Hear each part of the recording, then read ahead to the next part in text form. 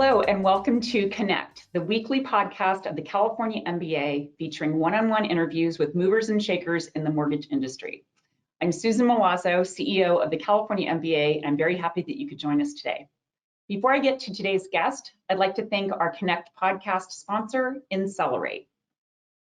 Thanks, Susan, and thanks for listening. This is Josh Wren, CEO and founder of Incelerate. We're grateful for our partnership with the CMBA and are committed as a company to help lenders close more loans. We do this with our customer experience platform that has a CRM, lead management, marketing, automation, robust content library, desktop and mobile applications. We do this to help you engage and stay connected to your current borrowers, referral partners, past borrowers, and potential new ones. If you want to find out why we're the fastest growing CRM provider in the mortgage industry, please reach out to us and ask for a demo. Okay, thank you, Josh. And with that, I'd love to welcome today's guest. With me today, I have Bobby Khorshidi, who's president and CEO of Archway Capital. Welcome, Bobby. Thank you. Thank you for having me. Yeah, happy that you could make this happen. We met each other a couple of years ago at Western States CREF, which is coming up quickly, and looking forward to that event. So happy that you could join us here on Connect. I always like to start out with a little bit of background and asking people how they got into the mortgage industry. Well, I actually got into the mortgage industry sort of fell into it. It was one of those things. I graduated college, I went to UCLA, and I actually went to medical school. And I went to Boston University for med school. And after a year being in med school, I just thought, well, maybe I should take a year off and see what else is out there. You know, I was so enamored with the idea of being a physician that I really, and actually so enamored with the idea of getting into med school. It was such a challenge that I sort of lost touch or lost sight of the reasons that I was there. And so I got a job out of my first year out of med school. I got a job working for Wells Fargo, and I actually got a job as a loan processor. And I worked for a residential home loan originator who was top 10 in the country. And 6 months later, I was promoted to being a full loan officer. And 6 months after that, I actually started building a team. This is back in, I would say 2002, 2003. I built a team, and as a junior loan officer, I had one working for me. And 7 years later, I was one of the top loan producers for Wells Fargo in the country. I had done about over $1 billion in single-family residential consumer home loans. Wow. And so it was a really nice ride for me. And that's where I cut my teeth on originations, sales management, and also credit. I had credit authority by the time I left Wells Fargo, working for the private bank. So that's how I got into the business. And 2009, when the market turned, that was for me sort of a very good time to move on and do something else. And so Wells Fargo was a great organization, top-notch leadership. I learned a lot being there. And when the market turned, I just sort of thought that I just wanted a bigger challenge. So that's how I left Wells Fargo. And started in commercial lending, which is a much different ball of wax than residential lending. So that's a good leap there as well. But it's good to have both. I think it's good to have experience on both sides of that lending. Not a lot of people do. And when especially just to sidebar a second, especially when I'm trying to talk about like legislative issues that mostly impact residential lending because it's consumer facing. So a lot of times people on the commercial side have a hard time, like, well, why is that important? You're like, that's not affecting my deal I got going right now. Right. It is important. And, actually, commercial lending was really all self-taught. So when I left in 2009, I started a company where we started buying discounted performing and non-performing bank loans. And so that's how I cut my teeth in commercial lending. And really, started with what makes a bad loan. And back then we purchased from a lot of regional banks. It was auction.com was the big one then, where they were selling their after the downturn, they were selling non-performing loans. They were all commercial non-consumer loans. So I really just learned on the job. I got to learn what really makes a bad loan and why these loans went into default, and I got to learn many markets across the country and build contacts. And it wasn't until roughly 2016 where I actually got into the commercial debt business, and which really morphed into what Archway Capital is today. Yeah. So I did want to talk with you kind of about our current market we're in now. 22 is a tough market for real estate finance kind of across the board. What asset classes are you seeing that are going to fare better in this market than others? Well, I think there is, I'm going to start with saying, I think with what I think will not fare, what was going to be a little challenge, it's going to be the most challenged, and I would say that's probably office. And there's some winners and losers due to all the changes with COVID, with respect to how we live, where we work, how we spend, and one of those losers are office. And I think huge beneficiary is obviously industrial, and but I think office is a little bit challenged, and you're starting to see really astute real estate investors really put their heads together and just think of what they want to do with the office, how they want to address this challenge. We had a similar challenge. We had the similar challenge in retail when we had a lot of big box, and so in retail the business kind of morphed, and the big box tenants sort of went out of business or they moved online, and so we face that. That challenge existed in retail, and we're now facing a similar challenge as it relates to office and some hospitality, right? But I think for the most part, I think industrial and multifamily really due to rent growth, industrial due to spending habits. If you look at the numbers, we're really, in terms of the consumer and how much spending is done online, we're really just hitting the tip of the iceberg. And I think it's a generational thing. I think you're sort of seeing younger folks spend more time online and more time shopping online, and will pay for their conveniences, whereas the older demographic is maybe likes to touch and feel and walk into a store, and you're retired, gives you something to do, right? So but I think for the most part, we're really bullish on industrial, and multifamily is, specifically here in California, there's a lack of housing, and that's creating upward pressure on rental rates, and I think it's going to continue for the foreseeable future. And then there's obviously inflation and cost of goods. Landlords need to push the rents to really keep up with expenses, and so I think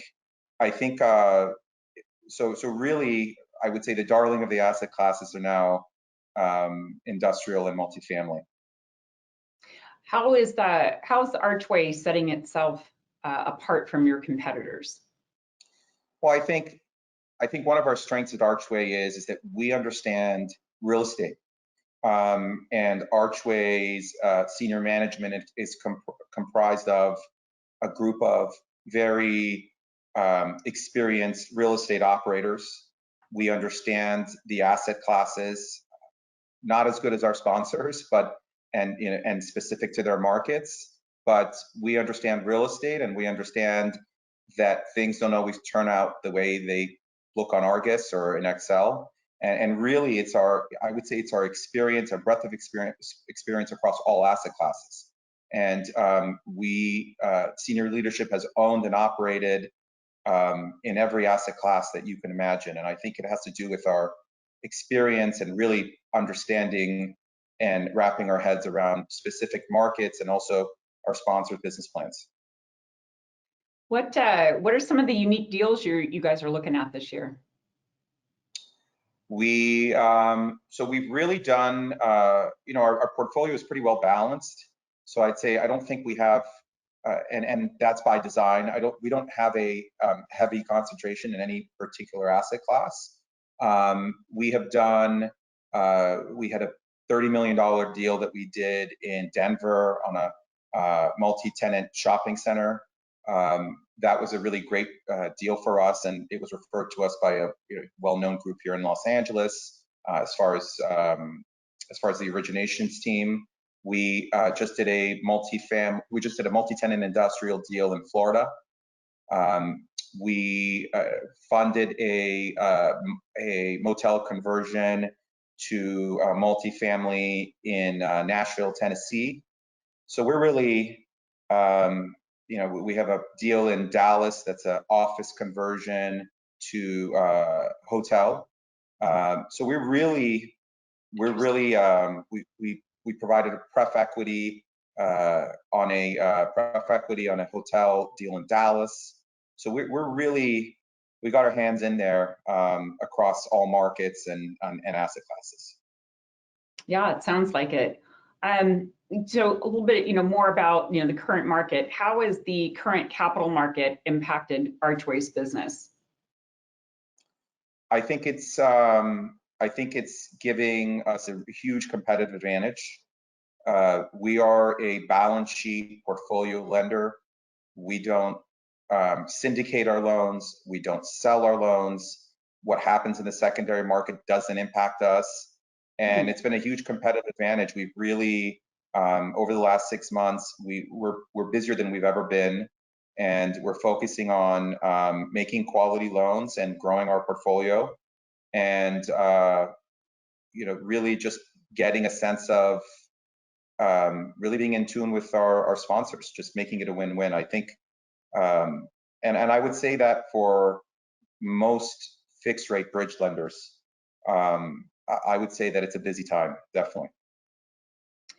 One of the things getting away from business for a minute, one of the things I'd seen on your bio is that you're on the board for the UCLA Mattel Children's Hospital.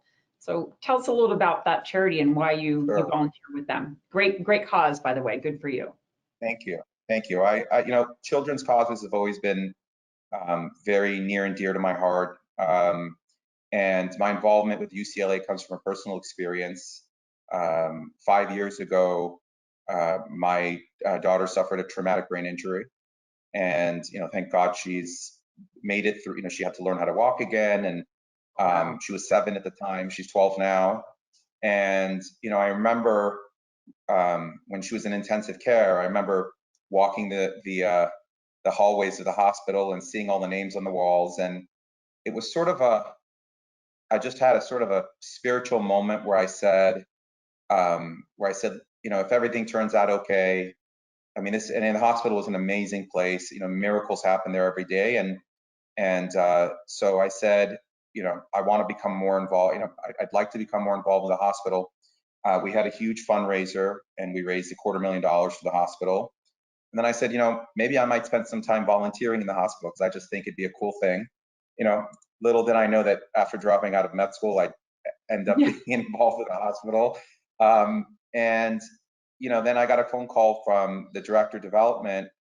She said, it's really great that you want to volunteer here, but I think we'll put you to work fundraising. And I said, okay, we said great. And so I got involved with UCLA, and with respect to children's causes, I'm also involved with another organization called High Lifeline, which provides resources to families of children with life-threatening illnesses. So it's all about kids, and they provide it's more emotional support and sort of your family multiplying overnight type of thing, and they're a terrific organization. So really, children are near and dear to my heart, and I have 3 of them, and they drive me crazy. But It doesn't get easier when they get older, by the way. They still drive you crazy for different reasons. I have a teenager now, and but one of the things you realize when your child is away in the hospital is the silence is deafening. Yeah. And so again, just filled with tremendous amount of gratitude, and that's how I got involved with both of these causes. Great story of giving back, especially, Bush, I know we all feel this way, but, we'd rather have things happen to ourselves than our kids. That's Absolutely. Just how I think all parents feel. And that's a great Absolutely. story and a great charity. Good for you for supporting them. You are also one of the speakers on our structured finance panel at Western States CREF Conference this year, which is coming up really quickly here in Las Vegas. You want to give us, our listeners, some of the highlights on some of the things you're going to cover on that panel? Sure. I think the message is, we just had a panel call, and I think the message is that, we are, we like to work. I think the goal of having conferences is to bring people together and really put our minds together and be able to solve problems. And I think that's really, and I think that's why this organization is just a tremendous resource. I learned so much just being on a panel call from our peers yesterday, and so that's what we really want to do. We'd like to meet people and tell them how we can help them grow their business and how we can solve problems and really be a resource to them and help ultimately everyone's families, right? That's what we're all working for, really, is our families. And so but I think I would say that in general, that's something that's really important to me as I started Archway is really just focusing on solving problems. I just feel like people in business are so, people in business can tend to be myopic and really focus on numbers and just lose grasp of the bigger picture. And that's what we all do here. We're all problem solvers. And that's been my real life philosophy is you solve a problem, you make money, and the more problems you solve, the more the money sort of just follows. Good ideas, hard work, ingenuity. And so really that's really the goal. The goal is to bring together a group of like-minded individuals and help us solve problems and in good times and bad times and weird times like we have right now, right. Sort of not knowing which way is up. But yeah, so that's really my goal. And hopefully we can get down to some details about the way we're looking at deals, and which will help the brokerage community sort of, or the capital markets community sort of set expectations properly with their clients and just help grow everyone's business. That's really the goal. I think that's going to be a great session. Looking forward to it at this year's Western States CREF Conference. So, Bobby, thank you for being a part of our conference coming up and for being a guest on Connect. I was happy that this worked out to welcome you today. It's a pleasure. Thank you so much. Good to be here.